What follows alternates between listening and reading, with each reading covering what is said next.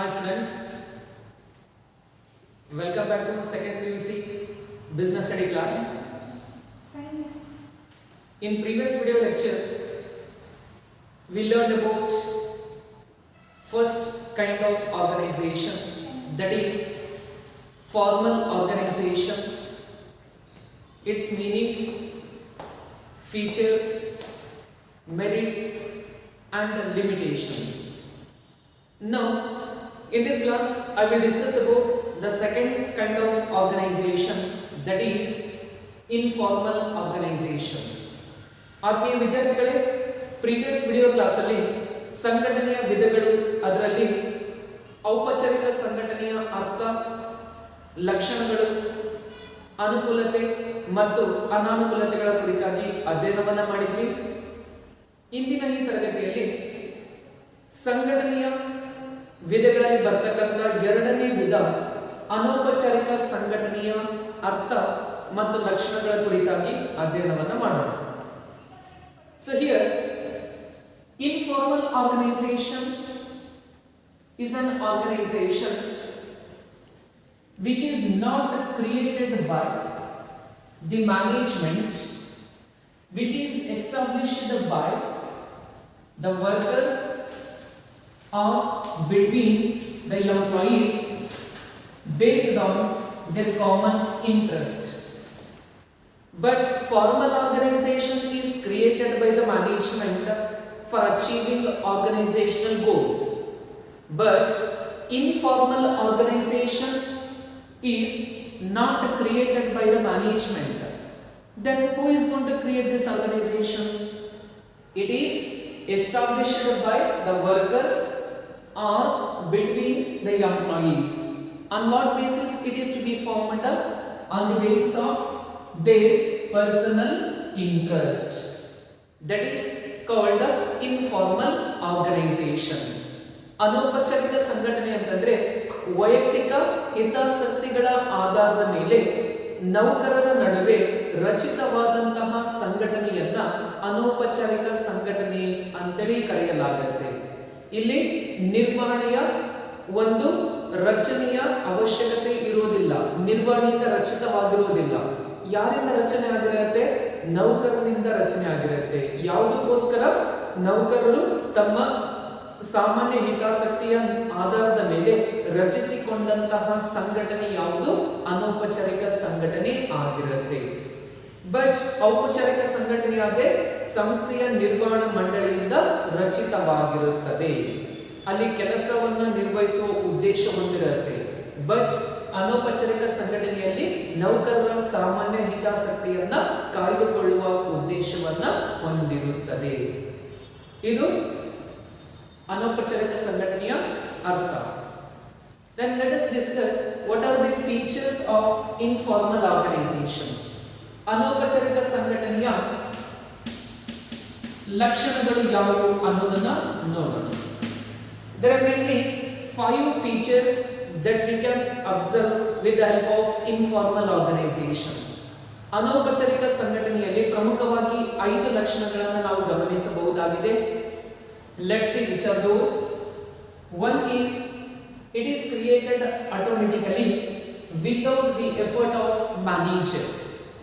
Because informal organization is not created by the management, means there is no involvement of manager.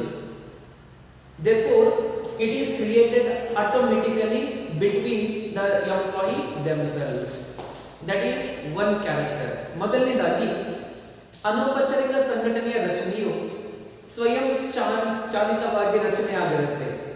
ಇಲ್ಲಿ ಯಾವುದೇ ರೀತಿಯಾದ ನಿರ್ವಾಹಕರ ಪರಿಶ್ರಮ ಇರುವುದಿಲ್ಲ. ನೌಕರರ ನಡುವೆ ಏನಾಗಿರುತ್ತೆ? ರಚನೆ ಆಗಿರುತ್ತೆ. Then second is formed by employees to get psychological satisfaction. In informal organization, the main aim is to get psychological satisfaction. ಅಂದ್ರೆ ಮಾನಸಿಕ ಸಂತೃಪ್ತಿಯನ್ನ ಹೊಂದುವ ಉದ್ದೇಶ ಎಲ್ಲಿರುತ್ತೆ? ಅನೌಪಚಾರಿಕ ಸಂಘಟನೆಯಲ್ಲಿ ಇರುತ್ತೆ. It does not focus on work of the organization more. ಅಂದ್ರೆ ಹೆಚ್ಚಿನ ಪ್ರಮಾಣದ ಪ್ರಾಧಾನ್ಯತೆಯನ್ನು ಕೆಲಸಕ್ಕೆ ನೀಡೋದಿಲ್ಲ, ವೈಯಕ್ತಿಕ ಹಿತಾಸಕ್ತಿಗೆ ನೀಡುತ್ತೆ, ಮಾನಸಿಕ ಸಂತೃಪ್ತಿಗೆ ನೀಡುತ್ತೆ. Then third is it does not follow fixed way of communication. In case of formal organization, communication is done by formal lines of authority. In case of informal organization, we cannot able to find a fixed way of communication. It can be flow at any of the corner of organization. ಮೂರನೇದಾಗಿ ಇಲ್ಲಿ ಯಾವುದೇ ನಿರ್ದಿಷ್ಟವಾದ ಮಾಹಿತಿ ವಿನಿಮಯ ಅಥವಾ ಮಾಹಿತಿ ಹರಿಯುವಿಕೆಯ ಒಂದು ವಿಧಾನ ಅಥವಾ ಮಾರ್ಗ ಇರೋದಿಲ್ಲ. ಆದರೆ ಔಪಚಾರಿಕ ಸಂಘಟನೆಯಲ್ಲಾದ್ರೆ ಶ್ರೇಣೀಕೃತ ತತ್ವದ ಮೇಲೆ ಮಾಹಿತಿ ವಿನಿಮಯ ಆಗುತ್ತೆ. ಅನೌಪಚಾರಿಕ ಸಂಘಟನೆಯಲ್ಲಿ ಯಾವುದೇ ಒಂದು ನಿರ್ದಿಷ್ಟ ಸಂವಹನದ ಮಾರ್ಗ ಇರುವುದಿಲ್ಲ. Then fourth, the existence is depends on formal organization. The existence or establishment of formal organization is based on or depend on formal organization structure in the enterprise. If the formal organization is difficult means at that time it leads to creation of informal organization. ನಾಲ್ಕನೇದಾಗಿ ಅನೌಪಚಾರಿಕ ಸಂಘಟನೆಯ ಅಸ್ತಿತ್ವವು ಔಪಚಾರಿಕ ಸಂಘಟನೆಯ ಆಧಾರದ ಮೇಲೆವಾಗಿರುತ್ತೆ. ಒಂದು ವೇಳೆ ಔಪಚಾರಿಕ ಸಂಘಟನೆ ಕಷ್ಟಕರವಾಗಿತ್ತು ಅಂತಂದ್ರೆ ಅನೌಪಚಾರಿಕ ಸಂಘಟನೆ ಉದ್ಭವ ಆಗ್ತಕ್ಕಂಥ ಸಾಧ್ಯತೆ ಇರುತ್ತೆ. Then last, sources of information can't be known. Means the information is exchanged between the employees, but they don't know exactly from where the communication or information has passed. ಅಂದ್ರೆ ಕೊನೆಯದಾಗಿ ಮಾಹಿತಿಯ ಒಂದು ಮೂಲ ಎಲ್ಲಿದೆ ಅನ್ನೋದು ತಿಳಿದುಕೊಳ್ಳೋದು ಕಷ್ಟ ಆಗುತ್ತೆ. ಆದ್ರೆ ಮಾಹಿತಿ ನೌಕರರ ನಡುವೆ ವಿನಿಮಯ ಆಗುತ್ತೆ, ಆದ್ರೆ ಒರಿಜಿನಲ್ ಆಗಿ ಇನ್ಫಾರ್ಮೇಶನ್ ಯಾರಿಂದ ಬಂದಿದೆ ಅನ್ನೋದನ್ನ ತಿಳಿಯೋದೇನಾಗುತ್ತೆ, ಕಷ್ಟ ಆಗುತ್ತೆ. All these five are the features of informal organization. ಈ 5 ರೀತಿಯ ಲಕ್ಷಣಗಳನ್ನು ಅನೌಪಚಾರಿಕ ಸಂಘಟನೆ ಹೊಂದಿರುತ್ತದೆ. Then let us discuss what are the merits and demerits of informal organization. ಅನೌಪಚಾರಿಕ ಸಂಘಟನೆಯ ಅನುಕೂಲತೆಗಳು ಮತ್ತು ಅನಾನುಕೂಲತೆಗಳೇನಿದಾವೆ ಅನ್ನೋದ್ರ ಕುರಿತಾಗಿ ಅಧ್ಯಯನವನ್ನು ಮಾಡೋಣ. Let us discuss first merits of informal organization.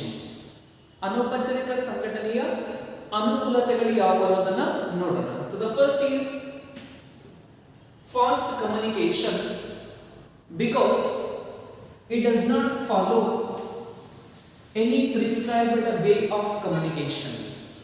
Here, if you want to pass the information in case of formal organization, it takes some time because it must pass through formal lines of authority.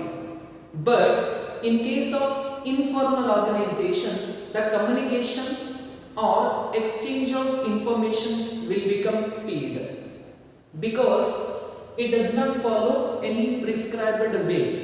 Directly, the lower level executive can get the information directly from top level executives. Therefore, it is fast communication. ಮೊದಲನೇದಾಗಿ ತ್ವರಿತ ಸಂವಹನ ಅಥವಾ ಮಾಹಿತಿ ವಿನಿಮಯ ಆಗಿರುತ್ತೆ. ಯಾಕೆ ಅಂತಂದ್ರೆ ಒಂದು ಮಾಹಿತಿ ವಿನಿಮಯ ಮಾಡಲಿಕ್ಕೆ ಯಾವುದೇ ಒಂದು ನಿರ್ದಿಷ್ಟವಾದ ಮಾರ್ಗ ಇಲ್ಲ. ಅದೇ ಒಂದು ವೇಳೆ ಔಪಚಾರಿಕ ಸಂಘಟನೆಯಲ್ಲಾದ್ರೆ ಮಾಹಿತಿ ಇದೇ ರೀತಿ ಹೋಗಬೇಕು ಅನ್ನುವಂತಹ ವಿಧಾನ ಇದೆ. ಆದರೆ ಅನೌಪಚಾರಿಕ ಸಂಘಟನೆಯಲ್ಲಿ ಕೆಳ ಹಂತದಲ್ಲಿರ್ತಕ್ಕಂಥ ಅಧಿಕಾರಿಗಳು ನೇರವಾಗಿ ಉನ್ನತ ಹಂತದ ಅಧಿಕಾರಿಯೊಂದಿಗೆ ಸಂಪರ್ಕಿಸಿ ಮಾಹಿತಿಗಳನ್ನು ಪಡೆಯಬಹುದು. ಆದ್ದರಿಂದ ಮಾಹಿತಿ ವಿನಿಮಯ ತ್ವರಿತ ಆಗುತ್ತೆ. And second is fulfillment of social needs. Here, formal organization much gives importance for fulfillment of organizational need.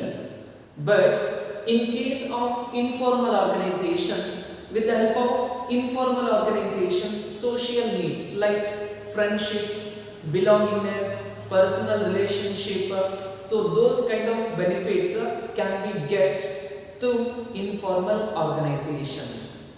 ಔಪಚಾರಿಕ ಸಂಘಟನೆಯಲ್ಲಾದರೆ ಸಂಸ್ಥೆಯ ಹಿತಾಸಕ್ತಿಗೆ ಹೆಚ್ಚಿನ ಪ್ರಾಮುಖ್ಯತೆ ನೀಡುತ್ತೆ, ಅಗತ್ಯತೆಗಳನ್ನು ಪೂರೈಸುತ್ತೆ. ಆದರೆ ಅನೌಪಚಾರಿಕ ಸಂಘಟನೆಯು ಸಾಮಾಜಿಕ ಅವಶ್ಯಕತೆಗಳನ್ನು ಪೂರೈಸುತ್ತದೆ.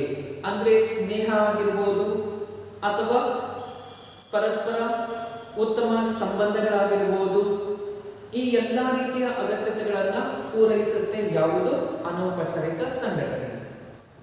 Then third is it contributes towards fulfillment of organizational goals by compensating quick solution to the problems. Here informal organization is also going to achieve the organizational goal by the way of giving quick solution to the various problems of an organization. ಅಂದರೆ ಕೊನೆಯದಾಗಿ ಅನೌಪಚಾರಿಕ ಸಂಘಟನೆಯು ಸಂಸ್ಥೆಯ ಗುರಿಗಳನ್ನು ಸಾಧಿಸುತ್ತದೆ, ಸಂಸ್ಥೆಯ ಅವಶ್ಯಕತೆಗಳನ್ನು ಪೂರೈಸುತ್ತದೆ. ಹೇಗೆ ಅಂತಂದರೆ ಸಂಸ್ಥೆಯ ಸಮಸ್ಯೆಗಳಿಗೆ ತ್ವರಿತವಾಗಿರ್ತಕ್ಕಂಥ ಪರಿಹಾರೋಪಾಯಗಳನ್ನು ನೀಡುವ ಮೂಲಕ ಸಮಸ್ಯೆಯನ್ನು ನಿವಾರಿಸಿ ಗುರಿಗಳನ್ನು ಸಾಧಿಸುತ್ತದೆ. Then these three are the advantages or merits of formal organization. The next concept, that is demerits. So here the merits is nothing but like plus points. What are the benefit we are going to get? But demerits, which indicates the negative effects, means what are the problems associated with the informal organization. Here also there are mainly three problems which are associated with the informal organization. ಅನುಕೂಲತೆಗಳು ಅಂತಂದ್ರೆ plus point ನಮಗೆ, ಅಂದ್ರೆ ನಮಗೆ ಸಕಾರಾತ್ಮಕವಾಗಿ ದೊರೆತಕ್ಕಂಥ ಅನುಕೂಲತೆಗಳಾಗ್ತವೆ. ಆದರೆ ಅನಾನುಕೂಲತೆಗಳಂತಂದ್ರೆ ನಕಾರಾತ್ಮಕವಾದ ಅಂಶಗಳು ಅಂತ ಕರೀತೀವಿ, ಅಂದ್ರೆ ಸಮಸ್ಯೆಗಳು ಅಂತ ಕರೆಯಲಾಗುತ್ತೆ. ಅನೌಪಚಾರಿಕ ಸಂಘಟನೆಯಿಂದ ಕೂಡ ಮೂರು ರೀತಿಯ ಸಮಸ್ಯೆಗಳು ಬರ್ತವೆ. ಯಾವುವು ಅಂತಂದ್ರೆ ಫಸ್ಟ್, ಇಟ್ ಕ್ರಿಯೇಟ್ಸ್ ರೂಮರ್ಸ್, ಅಂದ್ರೆ ಸುಳ್ಳು ಸುದ್ದಿಗಳು ಅಥವಾ ಸುಳ್ಳು ವದಂತಿಗಳನ್ನ ಹರಡುತ್ತದೆ ಅಂತ ಕರಿತೀವಿ. Means unofficial or unauthentic information is to be passed between the members very speedly, quickly. They don't know from which source the information has passed, but the information is spreaded over between all the members within a span of time. Therefore, with the help of informal organization, so it leads to creation of rumors. That is one of the negative effect on the company.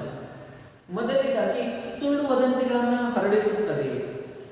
ಮಾಹಿತಿ ಎಲ್ಲಿಂದ ಬಂದಿದೆ ಅನ್ನೋದು ಗೊತ್ತಿರೋಲ್ಲ, ಆದರೆ ಮಾಹಿತಿಯ ಬಗ್ಗೆ ಎಲ್ಲ ಒಂದು ನೌಕರರ ನಡುವೆ ಮಾಹಿತಿ ವಿನಿಮಯ ಆಗಿಬಿಟ್ಟಿರುತ್ತೆ. ಯಾರನ್ನಾದ್ರೂ ಕೇಳೋಕೆ ಹೋದ್ರೆ ಎಲ್ಲಿಂದ ಬಂದಿದೆ ಮಾಹಿತಿ ಅಂದ್ರೆ ಗೊತ್ತಿಲ್ಲ ಅಂತ ಹೇಳ್ತಾರೆ. ಆ ರೀತಿಯ ಸಮಸ್ಯೆ ಕಂಪನಿಯ ಮೇಲೆ ವ್ಯತಿರಿಕ್ತ ಪರಿಣಾಮ ಬೀರುತ್ತೆ. ಆದ್ದರಿಂದ ಮೊದಲನೇ ಅನಾನುಕೂಲ ಸುಳ್ಳು ವದಂತಿಗಳನ್ನು ಹರಡಿಸುತ್ತದೆ. Then second is it resists change and lays stress on adopting new technique. The people or the employees who are working in the organization, they resist. Resist means oppose to change whichever introduced in the organization. It may be in production, it may be in working environment. Whatever the changes made by the organization, the employees, they are going to oppose and they are going to form informal group. By forming informal group, they resist change. That is also one drawback that leads to not growing of an organization. ಎರಡನೇದಾಗಿ ಬದಲಾವಣೆಗಳನ್ನು ಏನ್ ಮಾಡುತ್ತೆ, ವ್ಯತಿರಿಕ್ತಿಸುತ್ತದೆ. ಅದೇ ರೀತಿಯಾಗಿ ಯಾವುದೇ ರೀತಿಯ ಒಂದು ಹೊಸ ತಂತ್ರವನ್ನ ರೂಪಿಸಿದರೆ ಅಥವಾ ಅಳವಡಿಸಿದರೆ ಹೆಚ್ಚಿನ ಒತ್ತಡವನ್ನ ಏನ್ ಮಾಡುತ್ತೆ, ಹೇರುತ್ತದೆ ಅಂತ ಕರಿತೀವಿ. ಅನೌಪಚಾರಿಕ ಸಂಘಟನೆಯಲ್ಲಿ ಯಾವುದೇ ರೀತಿಯ ಬದಲಾವಣೆಯನ್ನ ನಾವು ಇಂಟ್ರೊಡ್ಯೂಸ್ ಮಾಡಿದ್ರೆ ನೌಕರರು ಆ ಒಂದು ಬದಲಾವಣೆಗಳಿಗೆ ಹೊಂದಾಣಿಕೆ ಆಗೋದು ಕಷ್ಟ. ಅವರು ಏನ್ ಮಾಡ್ತಾರೆ, ವಿರೋಧಿಸುತ್ತಾರೆ. ಯಾಕೆ ಅಂತಂದ್ರೆ ಏನೇ ಬದಲಾವಣೆ ಮಾಡಿದ್ರು ಕೂಡ ಹೆಚ್ಚಿನ ಒತ್ತಡ ಬೀಳುತ್ತೆ ಅಥವಾ ಅದಕ್ಕೆ ನಾವು ಹೊಂದಾಣಿಕೆ ಆಗೋದು ಕಷ್ಟ ಎನ್ನುವ ಮನೋಭಾವನೆಯಿಂದ ನೌಕರರು ಅನೌಪಚಾರಿಕ ಗುಂಪುಗಳನ್ನು ಏರ್ಪಡಿಸಿಕೊಂಡು ಇದಕ್ಕೆ ವಿರೋಧವನ್ನ ವ್ಯಕ್ತಪಡಿಸುವ ಸಾಧ್ಯತೆ ಇರುತ್ತೆ. ಇದು ಎರಡನೇ ಅನಾನುಕೂಲತೆ. Then last, it gives much importance to group interest rather than work. Here it is opposite in a formal organization. In case of formal organization, it gives more importance for work, less importance for group interest. But in case of informal organization, it gives much importance for satisfaction of group interest rather than work. ಅನೌಪಚಾರಿಕ ಸಂಘಟನೆಯಲ್ಲಿ ಇದರ ಪ್ರಮುಖ ಗಮನ ಅಥವಾ ಪ್ರಾಮುಖ್ಯತೆ ಗುಂಪಿನ ಹಿತಾಸಕ್ತಿಗೆ ಇರುತ್ತೆ ಹೊರತಾಗಿ ಕೆಲಸಕ್ಕೆ ಕಡಿಮೆ ಇರುತ್ತೆ. ಆದರೆ ಔಪಚಾರಿಕ ಸಂಘಟನೆಯಲ್ಲಿ ಕೆಲಸಕ್ಕೆ ಹೆಚ್ಚಿನ ಪ್ರಾಧಾನ್ಯತೆ ನೀಡುತ್ತೆ, ವೈಯಕ್ತಿಕ ಅಥವಾ ಗುಂಪಿನ ಹಿತಾಸಕ್ತಿಗೆ ಪ್ರಾಮುಖ್ಯತೆ ಕಡಿಮೆ ನೀಡುತ್ತೆ. ಆದ್ದರಿಂದ ಅನೌಪಚಾರಿಕ ಸಂಘಟನೆಯಲ್ಲಿ ಗುಂಪುಗಳ ಹಿತಾಸಕ್ತಿಗೆ ಹೆಚ್ಚಿನ ಪ್ರಾಮುಖ್ಯತೆ ನೀಡುತ್ತೆ, ಆದರೆ ಕೆಲಸಕ್ಕೆ ಕಡಿಮೆ ಪ್ರಾಮುಖ್ಯತೆಯನ್ನ ನೀಡುತ್ತೆ. So all these 3 points which tells about the effects or limitations of informal organization. This is all about today's session. We discussed about meaning, features, merits and demerits of informal organization. ಇದಿಷ್ಟು ಇವತ್ತಿನ ತರಗತಿ. ನಾವೇನು ಅಧ್ಯಯನ ಮಾಡಿದ್ವಿ ಅಂತಂದ್ರೆ ಅನೌಪಚಾರಿಕ ಸಂಘಟನೆಯ ಅರ್ಥ, ಲಕ್ಷಣಗಳು, ಅನುಕೂಲತೆಗಳು ಮತ್ತು ಅನಾನುಕೂಲತೆಗಳ ಕುರಿತಾಗಿ ಅಧ್ಯಯನವನ್ನ ಮಾಡಿದ್ದೀವಿ. Thank you.